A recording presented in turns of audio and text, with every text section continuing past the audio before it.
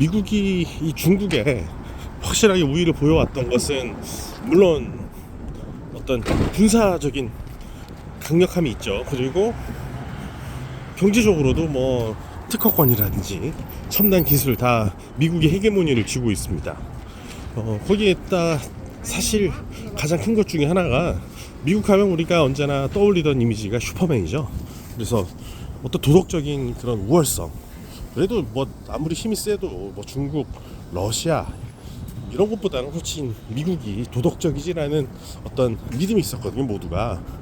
그래서 그런 믿음 때문에 지금까지 미국에 사람들이 많이 힘을 실어줬고, 미국이 힘을 실어주는 게 전혀 뭐 국제적으로 문제가 되지 않을 정도로 큰 힘을 발휘해 왔었으며, 특히 유엔 같은 다자 무대에서는 미국의 어떤 역할은 뭐 바른 생활 뭐 교과서 같지만 당연한 얘기를 그래도 꾸준하게 하면서 그래도 뭐랄까 이런 혼란상이 있을 때 바로잡으려는 어떤 노력을 많이 해왔던 것도 사실입니다. 근데 이번 트럼프 정부 들어서 미국의 어떤 그런 모습이 사라졌다는 건 큰 충격이었어요.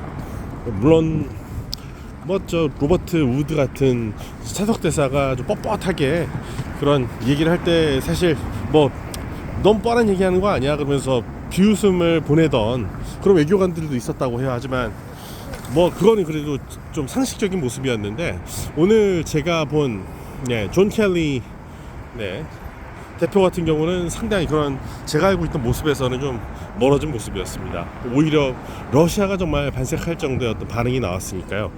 저는 오늘 취재하면서 상당히 많은 충격을 받은 하루였어요.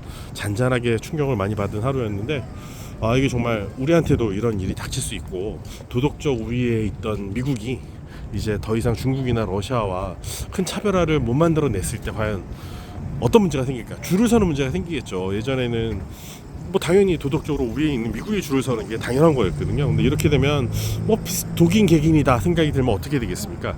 글로벌 리더십에 영향이 생기겠죠. 저는 트럼프가 글쎄요, 정말 저는 뭐 미국에서 저 공부를 하고 오랜 시간 미국의 어떤 도덕적 우월성에 대해서 너무나 뭐 이면적인 면도 있지만은 그래도 바이든 행정부 때 모습 보면서 아니면 오바마 때 모습을 보면서 이게 바로 우리가 아는 미국이지라는 생각을 했었거든요.